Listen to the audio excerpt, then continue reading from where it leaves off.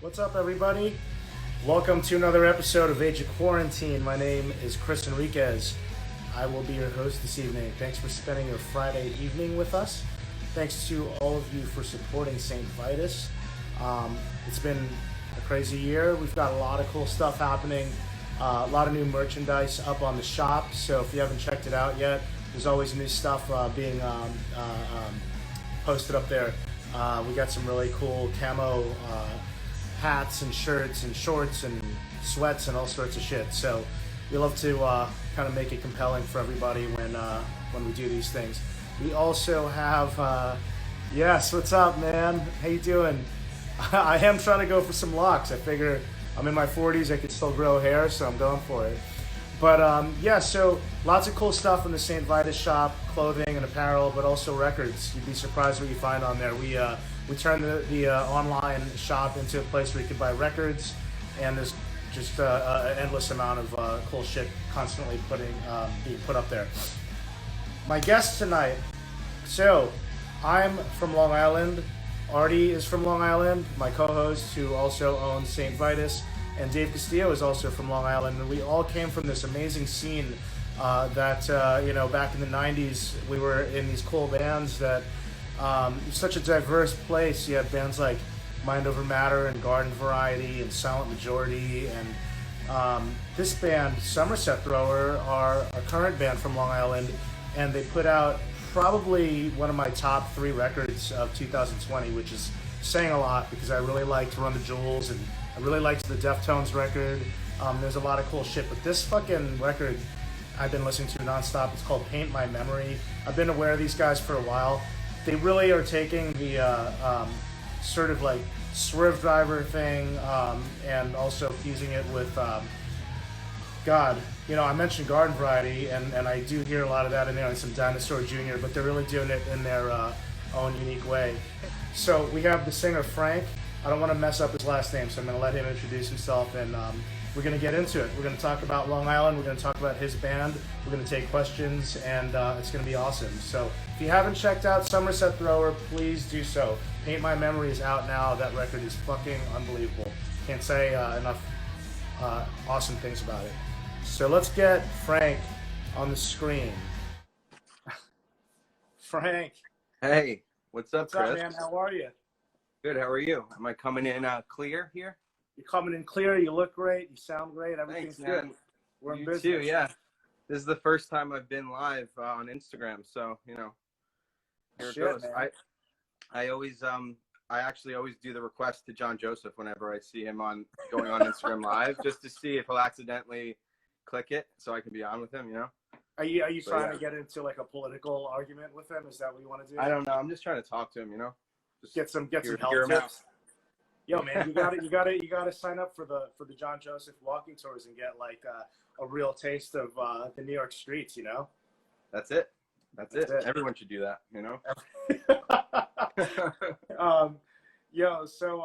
Look, I got a whole bunch of questions for you. So if I'm looking over here, I have a cheat sheet because I like to keep some organization going on. But all of the people following Somerset Thrower are just joining us now because I was on the St. Vitus channel doing a little intro. But the name of the show is Age of Quarantine. We did this to kind of keep ourselves entertained last year. And I think that we did I don't know what episode we're on now, but it's definitely like around 250 that we've done, which is fucking nuts. So I'm glad that you have joined us because we love your band, and I'm so curious. Thanks for the kind words. Thank you for having me. I watched the show. Sick. Yo, I didn't want to butcher your last name, so I'm gonna let you say your full name. I'm a 4th generation Irish, so I have a very white sounding. No, I'm Italian, very Italian, super Italian. It's Traficante. Traficante. Yeah, but people say, Tropicana and a whole bunch of other stuff growing up. I was going to say Traficante because I mentioned in my intro that not only am I from Long Island, and there are people watching that are not from Long Island, so they may not get this, but I feel more in common with Italian people because I grew up in Long Island than I do with my own race. So I'm pretty good at pronunciations at this point. Right. But yeah, man, like I said, like I've told you and your bandmates this many times over DM and in the rare situations that I've actually no, I haven't seen you guys in a while. I saw John was the last person I saw before all this went down, but Yeah. this record wasn't out yet. I've listened to your record like fucking I couldn't tell you how many times I've listened to this record, and I'm just being real with you, man. It's fucking awesome. Cool, man. So that means a lot coming from you, man. Thank you. I really appreciate it. I'm happy that you're digging it. And yeah, you know. and I want to talk about it, but I kind of want to dig into your history a little bit. So we're gonna do a glorified therapy session, kind of. I'm just gonna questions. Good, yeah, I'm gonna need it. You know. So well, let's start with this. How have you been managing to get through this weird fucking year? Yeah, man. I mean, my fiance Ashley and I we've been working this whole time. You know, we just do our thing, and we come home. We don't really do too much. You know, she's getting vaccinated next week, and I'm fully vaccinated because I work in healthcare. So it's you know, it's been good for us. You know, lost 2 grandparents throughout the last year. One of them was from like COVID apparently. So you know, it's a little crazy. It's weird to see people around you passing away, and it's like, what's like really crazy, really depressing and sad. And I'm just we're looking to the future. You know what I mean? We were supposed to get married last year. Oh, wow. You know, so there's a lot of stuff that was kind of a bummer, but you know, we're getting through it. It's been good. I feel more positive than I have in a while. So yeah, it's a mix. That's a mix of emotions, man, because you're talking about losing family members, but then being engaged and then putting out a record. Like, that's a lot of shit. You know? A lot of stuff going on, yeah. So I'm always trying to stay busy and really busy with work. You know, Ashley and I are always doing things, but, you know, we've been, you know, last year we could basically stay home. We haven't done much, you know, so looking forward to getting back working. You're working in healthcare? Yeah, so I work in special ed. I used to teach music at a program called Free Theater Day Had program, and it was just, you know, a lot of music and plays with special needs adults. So I still work for the agency, but since COVID, I'm at a house now because they kind of, you know, downsized there. So I'm at a house supervising over there. Wow. Yeah, some individuals, and it's great. I love it. You know, I've been in the field since 2011, I think. So, yeah. Yeah, man. That's I'm glad that you're working though, because you know, I think about that every day. Most people are not that lucky. So, right. And then, you know, this show has been helpful for St. Vitus, which is kind of why I wanted to do this, because it's been keeping people aware of like just shit that we're doing, and we're pushing a lot of merch on people, and now we're selling records. So, you know, we're all just doing what we can. But but yeah, did you have shows booked that were canceled? No, I don't think so. The last show the last show I went to was that Get Up Kids show at Amityville. And that was just like a last second thing. And then that night we just heard that things were getting a little crazy and starting to shut things down. And like, that was the last night. We didn't have anything booked. No, you know, we were just we were actually like taking some downtime to, you know, record the record and finish writing it when all that went down. So. Got it. I was just under the assumption that the record was written and recorded prior to all of this, but you were still working on it. Right on this at the same, like right as it happened, we had planned to record like that week, and then we just ended up pushing it back, you know, a couple of weeks, and then things started really like, you know, going crazy at that moment in time. So we had just finished it right as it was starting to, you know, after that show, you know, it was within the next 2 weeks. So it was just kind of like, we didn't know what was going on. We had this time booked. We pushed it back a couple of weeks to see what was going to happen. And then we ended up just, you know, doing it in like 2 days. And then I did vocals in like a day. You did that record in 2 days? We did the music in 2 days, and I took like a day and a half for vocals. Yeah. Yeah. Wow. We like banged it out just to get it done, basically, you know, with our friend John Meredith. Really great producer. Yeah, it came out awesome, man. Thanks, man. I want to talk about that record, but I'm gonna actually try to go in some chronological order, like just starting from like where you came from and how you got started with music. But I wanted to take some comments from one from our friend Abbas from Rule Them All. Oh, yeah, fucking Abbas is the best drummer, man. He's for anyone watching that doesn't know, he's in a band called Rule Them All. That's awesome. And he says, "Love you, Frank. Somerset's the best band on the planet." And you got a guy named Matt Rubin. Your record is still one of the best records of the last year. Thank you. Lot of positive vibes over here. Somebody wanted to know where the rest of the band is. I'm still trying to figure out how to do joint interviews. I heard you can do it, but I haven't figured it out yet. All right, when you do, let us know, because they're really upset that they couldn't be here. We'll I'm give gonna them all represent shout the outs. best I can. Yeah, man. Well, I'm glad you were able to do it, and I love your bandmates. I met them a long time ago when they were really young. I met John in like the high school football heroes practice space. Oh, I was 25, and so that must have made him like he must have been in high school or something. right. Yeah. That's some Long Island shit. That is some Long Island shit.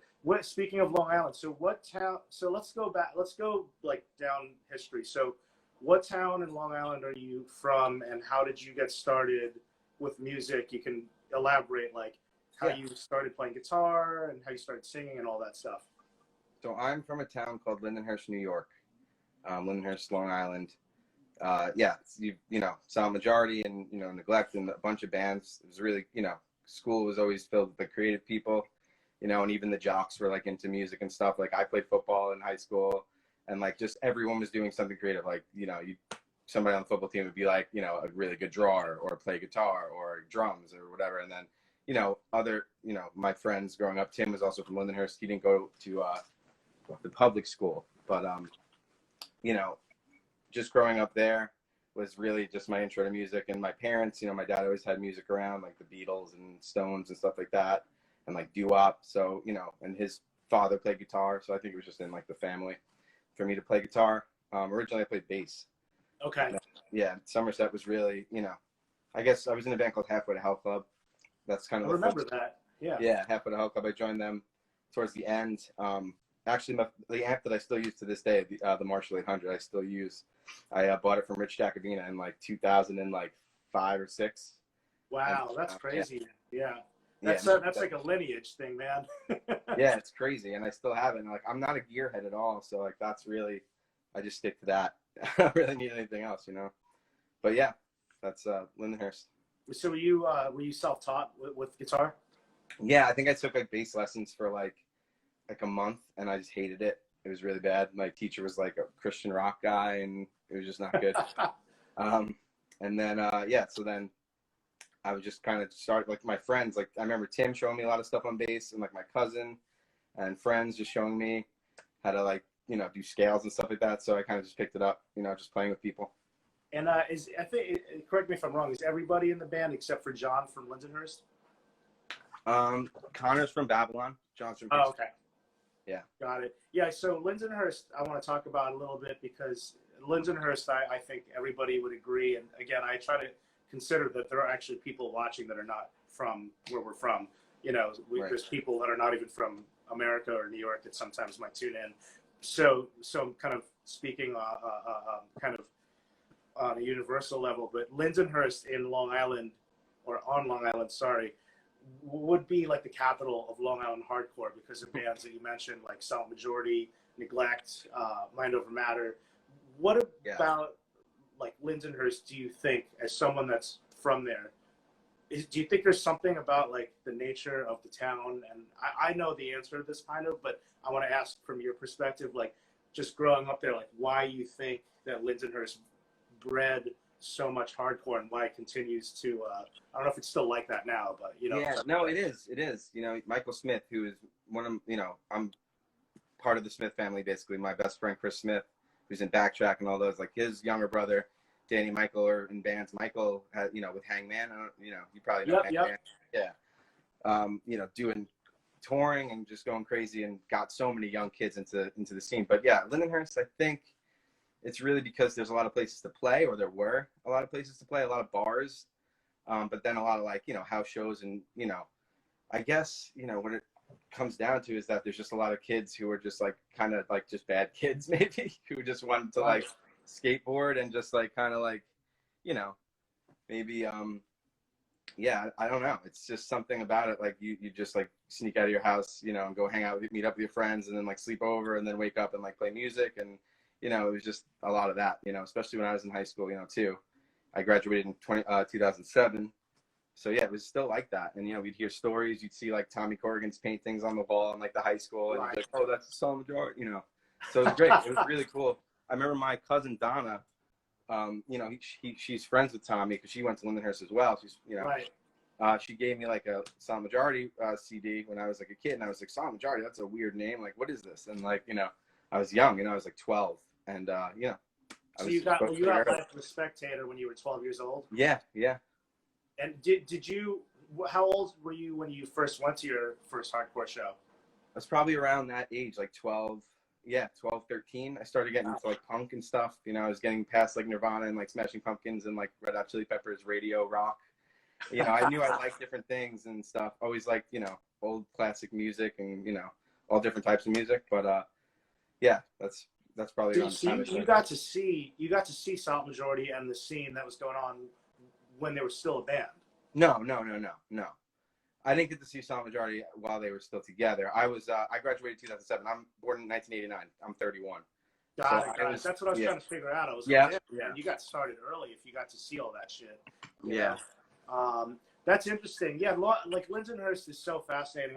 I'm actually like, me and Artie talk about this a lot, but there was that documentary, Something in the Water, that looked like it was on its way to be done, and it looked amazing. And I'm told that it's still supposed to happen. It's a documentary on the scene, and I think they dig into that a little bit. So I'm really hoping that story is told so that people can get more of an insight into the history of the scene that we're all from, because it's an interesting one. You know, there was Lindenhurst, there's Huntington, there's Valley Stream, there's like so many key places that made up what is now.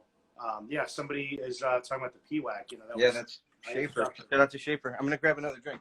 You want one? Please do, man. Please do. So I'll just keep talking here. I mean, the Long Island scene as we know it now, there's a lot of cool bands that I'm just getting privy to that I've you know, not really seen, but like Hangman, Sanction. I try to keep up with what's going on, and I think it's really cool. But for you, I wanted to know, what were the bands that you were first seeing, you know, first shows, all that kind of stuff? So early on, I was seeing bands like Kill Your Idols. I was seeing like, you know, Crime and Stereo, Movie Life was an early one. I was seeing Celebrity Murders. Yep. Artie from Millhouse. Yeah, really great. I love that band. You know, stuff like that. And then I was going, you know, I went to Warped Tour like when I was like 12. And like, you know, that was kind of like, I was like, oh, this is like going on in my town now. We're like on Long Island, you know, so that's kind of, those bands, I guess. That's a pretty cool era, because and your band as well. Yeah, On the Mic too. Thanks, man. Yeah, I love On the Mic. I was really excited that we got to cross over into that, and you know, because we played with Salt Majority right at the end, so it was like there was the crossover period of the '90s shit into the early 2000s stuff. Yeah. That was probably the last era, like what you mentioned, of the bands that you first saw that I kind of felt connected to. And then, you know, when Incendiary happened, I was pretty much off of Long Island, but was like, fuck, this band is kind of carrying on a lot of stuff, you know, in many ways, just like the whole vibe of the band just being regular guys playing hardcore and having a culmination of different sounds. For you, because in my opinion, you know, I said this in the intro, I hear stuff that's not typical. I hear Swerve Driver, I hear Dinosaur Jr., I hear Guided by Voices. I mean, the only thing I can hear that kind of reminds me of anything from Long Island would be Garden Variety. What's the story behind Somerset Thrower getting together and like deciding that you're going to go on a certain path that I don't think anyone else is really doing out there? Yeah, I mean, we didn't really know what we wanted to do early on. It was me and Tim. You nailed it, by the way, with all those bands. Like, we love Swerve Driver so much. We love Guided by Voices. Like, we love all that stuff. You know, the 90s kind of stuff. Yeah. But yeah, when we first started, Tim and I were writing probably, you know, 2012, you know, just writing on like acoustic guitars at his apartment. And, you know, just kind of trying to figure out what we're going to do. And we're like, oh, we're going to sound like Fugazi. Because I think we were like just going on that. We had covered like Fugazi for a Halloween set and stuff, where we were like, let's fucking cover Fugazi. Like, let's, you know, kind of sound maybe like that, the riffs we were writing. that Right. never really saw the light of day because we, you know, once we got Connor and John, you know, things kind of, you know, started to change. But yeah, Tim and I started writing. Tim, you know, introduced me to John, who we knew, you know, I knew him, you know, pretty well, but, you know, Tim kind of solidified it. And then, you know, we jammed, then we got Connor on bass, who we've been friends with forever. And, you know, started putting stuff out in 2013. Okay. Did a demo. It didn't sound like Fugazi. It, you know, we started doing a more melodic kind of thing. We definitely were listening to a lot of Swerve Driver, Guided by Voices, and you know, we love Garden Variety. That's like a huge one. You know, I feel like my vocal style, I owe a lot to the Garden Variety thing. You know, I have my influences, but I really, Garden Variety was a huge influence to us. I hear, that's what I hear. You know, when I think about like, it's really the vocals, which is cool that you're mentioning that, and that's not a band that honestly like that many people know. They broke up a long time ago, so they don't really get mentioned as much, and they're the weirdest anomaly because they were playing shows. I mean, you can kind of say that your band is like this now on Long Island, but like they were around when like Neglect was a band and like that was happening, and they sounded like that, and they fucking played with weird indie bands. You know what I mean? So that's cool. Yeah, I love that. We always, right when we started, we were like, we want to play every kind of show. You know, we would play with Iron Cheek,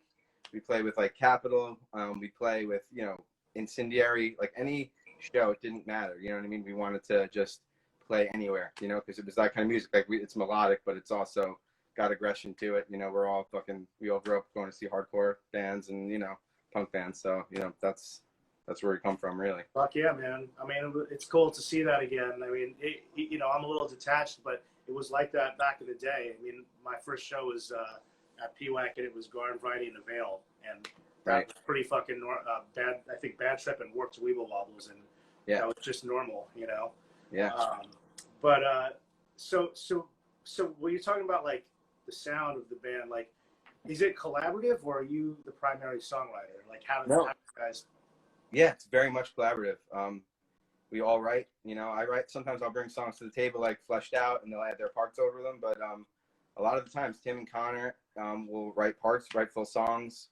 We add parts to each other's songs. It's great. You know, I've known those dudes forever. And then John is just like such a good, you know, lead guitarist. It's great. So it really works out because I'm all rhythm. I can't really do much, you know, else, but I like to write and I can keep the beat, you know, so that's really. Yeah. Shout out to your bandmates. I know, what's up, Connor? I saw Connor a couple of years ago at, the last time I saw that guy was at Hot Snakes in the city. Oh, hell yeah. Shout out to Hope's Fall. Thanks for watching. They apparently are fans. The new Sunset Thrower album rules. Hope's Fall. Thanks. Yeah, we got to get you guys on the show, Hope's Fall. Let's see. What else do I have for you? I don't want to sound redundant. You want to get back into Bill O'Reilly for a little bit? Shit, we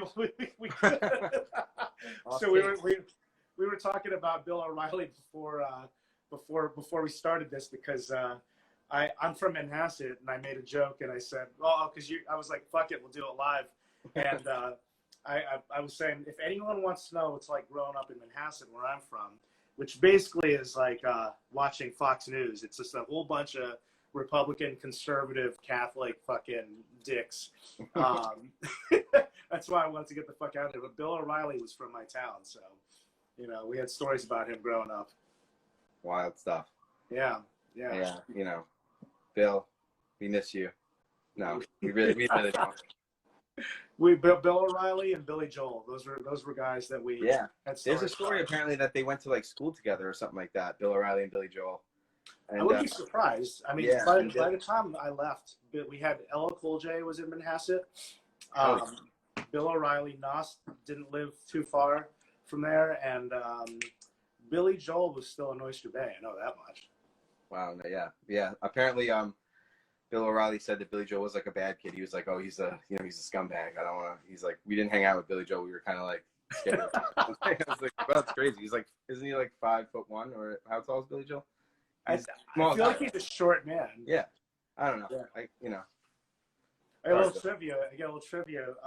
Piano Man, the song where he just kind of like mentions people's names, like the guy in the bar and this dude and that guy.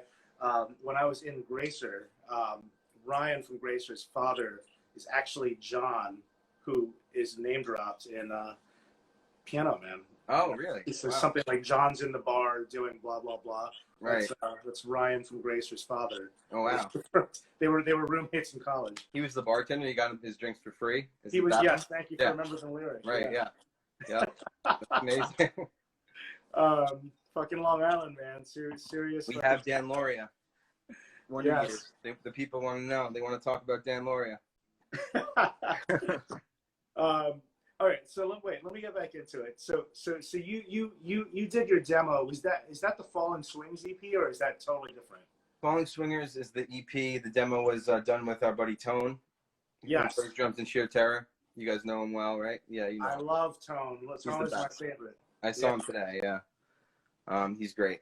He's doing well. Best. He's the best. I met him when he was a kid too. When he was in Sick Talk. Hell yeah. Yeah. Shout out to Sick Talk. Yeah, fucking crazy, man. Yeah. So he's in. I'll jump to one of my other questions that I was going to ask later, but he recorded you. He plays drums in the band once in a while. What's the relationship and what's going on there with Tone? John and Tone have been friends forever. They've been friends for a long time. You know, Tim and Connor and me have known Tone for a long time as well. We actually did a NoFX cover set one Halloween. Our band like does covers. We used to do like cover sets before we were a band. I feel like we just did like random cover sets. When I first started playing and whatnot. So that's kind of how we started playing together originally. Like me, Tim, and Connor. Me as part of that because they were in a band Caught Up, and Agent as well. They were in Tim and Connor. So yeah, that was really. So wait, what was the question again? It was no. Because I was just wondering. He plays drums in the band once in a while. Right, Tone. Right. And so he Tone filled in. Yeah, Tone filled in when Tim was away, watching hockey in Canada or something. So yeah, Tone filled in for those two shows with Fiddlehead that we did. But Tone records us. He we do demos with him. He recorded Godspeed. He recorded the demo and the cover, the Vitreous Humor cover we just did on the AMH benefit comp. That was an interesting cover, man. I had not heard the name Vitreous Humor for like 20 years. I was like, all right, that's a throwback right there. Yeah, right. Yeah, we love that band as well. Yeah, they're great. We actually asked them, I emailed Danny Pound. I was like, hey, is it cool if we cover this? I just wanted to do the right thing. It's a great, whatever. So, and then he got back to us and he was like, hey, yeah, that'd be fine. And then like, once we put it out and showed it to him, he was like, oh, this is great. Like, this sounds great. They shared it. They're great. They're our boys now. That's awesome, man. Yeah, I don't even know if they're still around. Are they still around? No, they don't play. What's his name of his other band? He has a new band, but they do things every now and again, I believe. But Vitreous doesn't really do anything. He did a live stream, like acoustic set. Danny Pound from Vitreous Humor. It was really great. He did that at the beginning of quarantine, I believe. I think it's on YouTube or something. That's cool. Yeah. We got some people here from Babylon, fucking trying to make us aware that Babylon should not be forgotten in this conversation. No, we're not talking about Babylon right now. Not today. I'm not doubting that Babylon is also a cool place. I had some friends in Babylon. I will say that I went to some wild parties in Babylon, and the first time I saw people doing drugs from the scene in Long Island was in Babylon. So shout out to Babylon. Yeah, this part of the island is definitely there's drugs all over, but like I feel like Lindenhurst like created the Roach Motel, the Romo. Do you ever see that with the Poland Spring bottle with like you light it and make a hole and then put the blunt? It's a wild science experiment, but I'm pretty sure it originated in Lindenhurst. Wow, that's fucking crazy, man. That's some wild shit. Gets you fucked up, all right? Yeah. Okay, so you explained Tone. I didn't know if there was. I didn't know it was only 2 shows. For some reason, I thought he would kind of enter into the band every now and then. Yeah. Yeah. Continue. No. You mentioned the weekend with Fiddlehead. So I know that you guys are not a full-time band and you're not trying to be one. Which to me, just as an outsider, I'm just like, fuck. I've told you this online when we're talking. I'm just, right. I feel like your band. Like I hear your band, and I'm not going to start shitting on other bands, but there are other bands out there that have that sound. There's not a lack of bands doing 90s inspired stuff right now. And there's a lot of bands that are good at it. There's some bands that are bigger. But I listen to your band and I'm like, damn, man, like it's like I feel like there's a Long Island and also just a New York curse, in my opinion, where it's great music, great bands, some of the best bands, but I selfishly almost wish that they were bigger Right. outside of New York, and I could name like 25 bands. Yeah. But so you do occasionally do stuff, and I know you opened up for Taking Back Sunday. What's the we'll get around a bunch of questions around this, but what's the reaction like, for example, when you opened up for TBS? Was that a good show for you? Yeah, that was really weird. It was just like a one-off kind of show they did, and the drummer, I guess, knew about us. John's friend, who runs the Tommy Brule Foundation, who put that show on. He, was into us. He's like, "Oh, get you guys on the show," and it happened. Just like we were like, "Oh shit, that's crazy." So we played. It was like a secret show in like a restaurant, basically. Right. It was like packed. It was packed. It was great. There were some friends there. It was fun. It was a good reaction. Definitely like a cool show. I don't know if anyone walked away like, "Oh, I'm gonna check that band out," but they were there to see Taking Back Sunday. But it was cool to play, with them. Yeah, So, yeah. but it was great. It was a great experience. Yeah. And you do occasional weekend, like Yeah. you'll go out with Fiddlehead, we'll do this and that, like. Yeah. We want to do. Yeah, we try to play as much as we can. We all have full-time jobs. Get some of us getting married, whatever, married already, moving. So we definitely want to just play as much as possible. We played Fest. We toured down to Fest 2 years ago with Iron Chief. Nice. That was a blast. Yeah. We played some shows on the way down there. We played we played in Philly. We played in California with Backtrack. Okay. That was so you big, get yeah. around. Yeah. Yeah, we did like a little week, a week with them there, or a few days. That was great. We went to Vegas, we went to San Diego, we played Gilman Street. San Francisco. It was great. Yeah, that was a fun experience. Yeah, man. I think obviously, like, it's interesting with the way that you can get music now. Incendiary is a great example of a band that has no desire to be a full-time band, but just fucking destroys everywhere they go. They'll fly out to Texas for a weekend and sell out, 2 days and come back home to their normal lives. I think that with hardcore, and you can go see a band. I'm not saying that you even sound like this, but I'm just saying, like, you can see a band like Fiddlehead or even like Sheer Mag or a cool melodic band play with brutal bands, and I think the current climate of hardcore and punk people, it's open-minded again, it seems. So it wouldn't be so weird for you to play with Backtrack in California. Would you agree with that? Yeah, they're all our buddies, and I feel like if you're into hardcore nowadays, I feel like you're into a lot of different kinds of good music. You know what I mean? You have a wide variety, and you're open to see something different, and it's kind of like a breath of fresh air. When I see, that I'll go to a hardcore show and I'll see a bunch of bands. They're doing their thing, and then there's that one band that's kind of like different, doing something a little, left to center, and it's great. You know what I mean? I love that. And we always wanted to be that band, not just play punk shows, not just play hardcore shows, not just play whatever. So we just love that. Yeah. I can relate to that, man. Absolutely.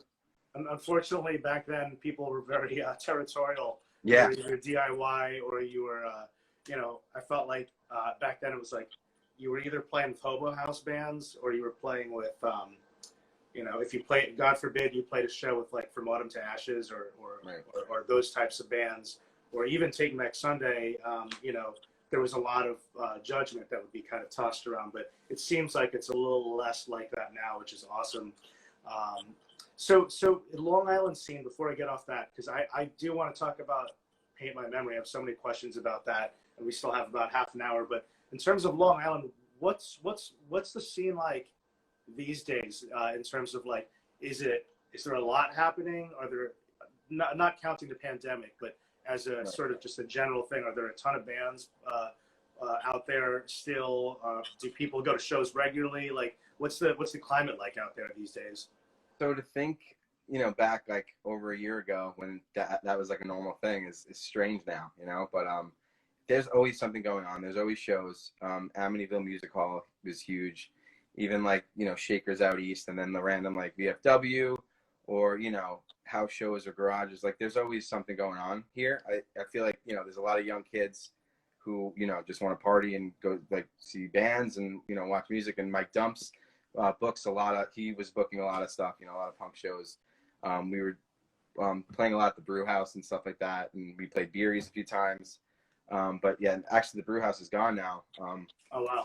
Chris Smith actually he bought it over and he's making it into like a new bar that hopefully will have like smaller kind of capacity shows, maybe like nothing crazy, no, like, you know, not like hardcore or punk shows really, but you know, we'll see. You know, he's still trying to figure it out.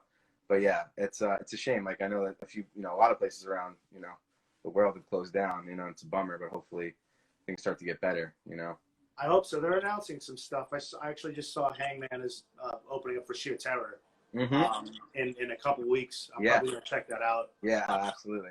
Yeah, hell yeah. That's gonna be so let's talk about Paint My Memory, because that album, I don't know if you would agree. I feel like that is a serious peak. I like that last record as well, but this record to me really fucking like, again, like if I did not know you guys, I would fucking like listen to this record. And that's when I know that for me personally, if you actually like something, it's like I'm not just listening to this band because I know them, right?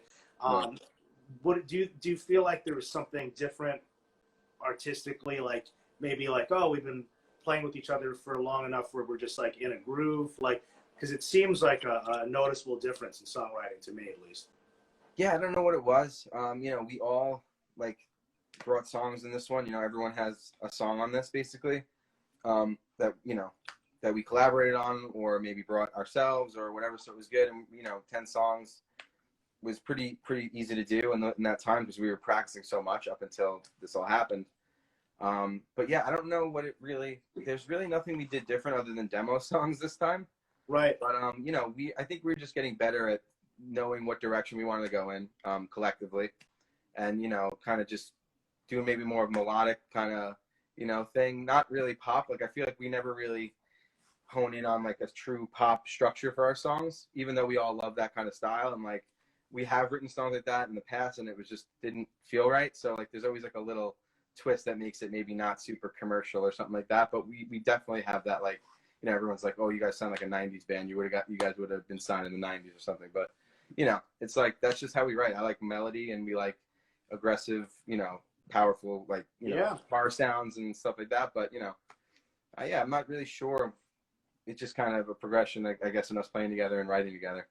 It sounds like, you know, as somebody that's been in bands, you know, I know what it's like when your band is kind of just feeling a vibe and you're just like on fire, you're writing songs, and then you have a record where you're like, oh, we weren't really at our best. And it just, to me, it sounds like a band that like just fucking was in a zone or something. I'm going to quote Brian Audley too, because I used to, before the pandemic, we used to talk a lot, and it's been a bit, but we were talking about your record, and he was like, yo, man, this is like Life of a Spectator, kind of like classic shit, you know, like, wow, not that it sounds like that, I think it had that quality, like this is going to be a classic record, and I agree with him, you know. I love Brian Audley. He's championed our band since day one, so. Hell yeah, man. Shout out to Audley. Dude, I made a list here of my favorite songs, and I thought it was going to be like 2 or 3 songs, but, you know, Too Rich to Die, 422, Take You Apart, Plaster Saint, Lucky You, and Say Hello are my favorite songs. What are some of your favorite songs from the record? Yeah, I like them all, you know. I really liked Too Rich to Die. I thought that was cool. We wrote that song. We knew it was cool, and I think we were like not sure if it was going to be like the song we put out first or whatever, you know. Not that we have singles or anything like that. It's just we made a video with our friends. And, I love that video. I want to talk about that in a second. Yeah, Tone is a star. But yeah, we just like doing we just like doing fun shit with our friends, and we have really creative friends, talented. Becca later took all the photos for for Godspeed and for actually Becca later. Yeah, she's amazing. Yeah, she's amazing, and you know, a good friend of ours. And so she did. Yeah, she's been doing artwork for us. We're probably never stray from Becca. So, you know, but yeah, my favorite tracks, I mean, I like them all for different reasons, you know. I really like that song Drifter. That's a song that actually Tim wrote. It was the last song we recorded for Paint My Memory, and I really dig that song. I thought that was a cool, like, kind of Rival Schools-y feel. Definitely, I hear some of that. Dude, the last song is unbelievable, and I want to stress that because nowadays it's hard to fucking listen to an album and even get there. Right. You know, I'll be honest with you. I don't know if it's because I'm just jaded, but like, I'll put on an album and be like, this band's cool, but I'm not necessarily taking it to the home Right. stretch, but Yeah. I got to the home stretch, and I have actually many friends. I'll tell you that much. Like I have a bunch of people that agree with me that you know that I just geek out about music with, like, yo, that last track is dope. It's like great outro, you know. Um, Yeah. So you got Tom Sheehan on vocals, and I feel like that sometimes, I love Tom. I feel like that can sometimes be a dangerous path when you get a guy screaming on stuff like that. Talk about getting Tom on that track and how that came together. Did you have him in mind when you wrote it? Like, oh, we want somebody screaming?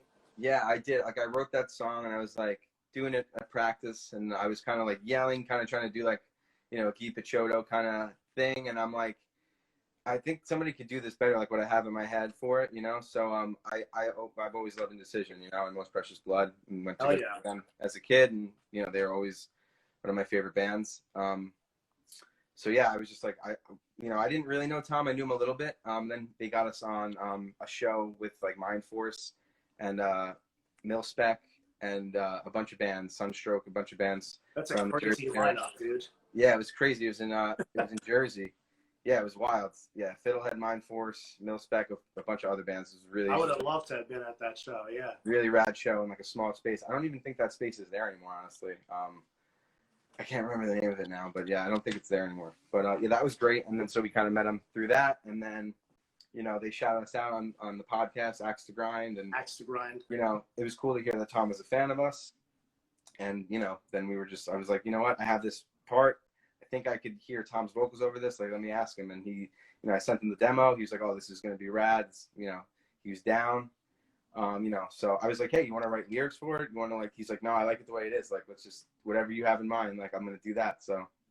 That's dope, man. That's fucking dope. And then that video for Too Rich to Die, I know, like, singles is a weird word to use, but I guess what we can just say, like, it's singled out from the record. Yeah. Right. Put into a video. Did you just make that video yourselves? Like, you guys went out with Tom? Dude, it made me miss where I was from. Like, I was talking to my girlfriend, and I'm like, man, and this is not to diss Long Island. I actually like going back there more than I ever did before, because I just find it to be way more relaxing than when I was a kid. I hated where I was from.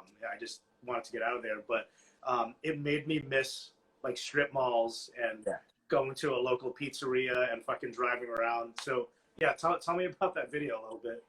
Yeah, so you know, our buddy Doug Durant and our friend Dennis, I always fuck his last name up. It's a very French last name. I don't know, whatever, but he's the best. We've been friends with Dennis for a long time, and Doug as well. And I love Doug. What's up, Doug? Yeah, they're just our good friends, and they, you know, they were just like, hey, they made the Wake Up Motherfucker video for Godspeed. They did that one as well, which is another great video. And Doug did the one for Rain, a song Rain we had. You know, we have, like I said, just friends who want to be creative, and, you know, they're down to do videos for very cheap. So it's cool. But that was fun. That was a fun one. Yeah, man. It was great. We just hung out, ate pizza all day, you know, just experimented, got weird shots, and everyone was just throwing out ideas throughout the whole time. And it just, you know, we didn't need it to be anything crazy. We just wanted it to be fun and, you know, Long Island. So I just love that it was Tone. And then, hell yeah. And then I guess, you know, as far as like getting some like promo and stuff out there, there was that video, and then you did a live stream, and Tom came out for that. That was the only thing that you did, really, because of the pet. You couldn't really play shows, so yeah. That was a great performance. It's still online, right? Thanks, man. Yeah, that's on YouTube. Yeah, I'm pretty sure you just type in Somerset Thrower Live, and you'll find it. Word. Yeah, that was really fun. That was at 27A in Lindenhurst. It's our buddy Ryan and Melissa's, you know, brewery. Basically, it's a small little brewery. It's amazing, and they want to do more of that kind of thing, you know. But they're just, you know, they're our friends, so they were like, hey, like, let's make this happen. So it was great. Absolutely, yeah. I'm just glad that you got to do something, because it's been kind of shitty for people to put. Did you ever think about like pushing the record release as far as like, you know what, let's release this when the fucking world is back, or were you just like, obviously you were just like, whatever, but. Yeah, we were like, fuck it. And I think, you know, I'm glad that people know it and like it. So then maybe when shows come back, people will know it, you know, when we play. and that's fine. We had it. We don't want to sit on it. We're always writing. We're still writing. We're actually recording on Sunday. We're going to record some stuff. So we're always just writing. That's basically what we do, So you guys get together a lot and practice? We practice like once a week. Yeah, John has just moved to Chicago. So he's going to come back. Yeah, he's going to be coming back every, he'll be back every month for work. So he's going to make time to do that. And then hopefully when things get better, we'll plan, some weekends and maybe some short tours, wherever we can. So. Yeah, man. I didn't know that. I hope so, man. I really want to catch a show. You guys, wait, you played right before the pandemic. Am I making this up? Did you play one of those Gorilla Biscuit shows, or am I making that up? No, we didn't play those. I was there for those shows. Those are great. We played with Movie Life and Victory Garden, another Long Island band. Oh, that's what I'm thinking of. Yeah, that was our last show that we played before this whole thing. Yeah. Was that at AMH also, or? That was at where the hell was it? It was in Brooklyn at a record store. That's not there either anymore. What's the record store? Rough Trade. Oh, Rough Trade. That's it. Yeah. Holy shit! Yeah, I actually knew that because I just went and bought records there for the last time. Yeah, it's crazy. Yeah. They're staying open though as a record store, right? But they're moving locations or something, or. Yeah, you actually played one of the last shows. Come to think of it, when you do the math, like that was one of the last shows ever. Right. Crazy. The last, dude, what's funny is the last show that I went to, one of the last shows I went to, which is an accident. Like I didn't even know that it was going to be the deal, was Rule Them All and Constant Elevation in the basement of Max Fish, which is also not there anymore. Right. Oh, fucking depressing. Yeah. Oh, crazy, man. Yeah. Yeah. Well, we got to get you at St. Vitus as soon as shit comes back. Like, they're booking shows. I'm not speaking on for St. Vitus, but the world in general. Like, I'm seeing shows being booked outdoors soon, and then indoors like in December. I'm seeing stuff pop off. So hopefully, we'll see you out on a stage sometime soon. Yeah, I hope so. We actually played Vitus with Killer Idols. That was the last time we played Vitus. Wow. In 2020, I guess. Yeah, that was a blast. Yeah, I love Vitus. It's one of my favorite venues to play. Absolutely. Yeah, man. I mean, it's the whole thought process behind that. I think like I said in the beginning, me and Artie and Dave are all from Long Island, so we all of us grew up going to clubs like St. Vitus, and at the time there were no clubs like St. Vitus. Right. No more fucking CVs, none of that shit. So, but yeah, we got to get you over there, and yeah, I just we could wrap it up. I don't want to keep you too long, but I want to let people know you can still purchase the vinyl from Triple B and Closed Casket. How did you get hooked up with those labels, by the way? I'm sorry, Triple B and Dead Broke. I'm sorry. Dead Broke, yeah, that's it. Not Closed Casket yet. We're hoping for a deal with them soon, but but yeah, Dead Broke Records. Mike Dumps from Iron Chic has been just the support of us from day one. And Sam from Triple B has been awesome, a new friend that's been super cool to us. So, yeah, we'll hopefully do some more stuff with them in the future. So, And you can buy vinyl from either of the labels online. Do you got any videos or anything that you guys are going to follow up the last one with or anything? We have something in the works, actually. Yeah, we have something going on. So, yeah, you can keep an eye out on the Instagram page, so. Okay, and what about like any online performances? We don't have anything planned now, but you never know. I mean, if it's gonna be a while longer, maybe we'll figure something out again. But yeah, we're definitely itching to play, and to get back to some kind of normalcy in our lives. Sweet. Awesome, man. Well, is there anything you want to let the people know before we sign off? Long Island's pretty cool, except for when it sucks. That's basically I agree with you, man. I agree with you. I think it's rad that that you guys are doing what you're doing out there, because I was listening to I don't think you guys do too many interviews, right? There was one recently that you did on what was I listening to that you were on recently? We've done a couple podcasts, Jamie Ork, and I can't remember all the fucking names. Dan Cable we did. That was fun. We were all on that one.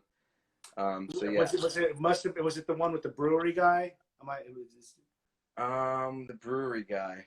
Maybe I'm making this up. I heard you guys on a podcast, and yeah, going to comment on that because it was cool to listen to you talk about just being in a band with your friends that you grew up with, which Right. was what it was like for me at Yeah. one point, and now it's just so foreign to me to now it's like you know, hired gun to play in someone's band, and I love that too. It's all music at the end of the day, but there's nothing like, you know, specifically being in bands with people you grew up with since you were kids, and that seems to be your guys' history, which is really heartwarming and cool. Yeah. Yeah, it definitely feels that way. You know, we're all super close. We would be hanging out if we weren't in the band, and it's just like, it's so easy to just go to practice every week and have a couple beers and just laugh and be like, all right, let's play a song, and you know, with your best friends. It's great. You know, it's the only way I know how to do it, really. So Yeah, man, stick to what you know. Fuck it. Well, dude, that record is definitely like, I had a top 10 of Long Island records before yours came out, and it is definitely up there for me with the greats, with Mind Over Matter and with Garden Variety and Something Joy and all that shit. oh, thank you so much, Chris. Awesome. Man, I never thought that there would be a record to come out of there that would measure up, and it really does. So, yeah, man, fucking A. that means a lot, man. Mite was such a big influence to us. Just, you know, growing up and seeing you guys. You were one of my favorite bands as well. So Thanks, man. it's really cool to talk to you, man. Absolutely, absolutely. Send my best to those fucking dudes, and I hope I get to see you live in the next few months. Hopefully, it won't be a year until we get to see that shit. But Absolutely, hopefully not, man. All right. Take care. Take care, brother. Be safe, man. Later. Be safe too. All right. Talk to you soon.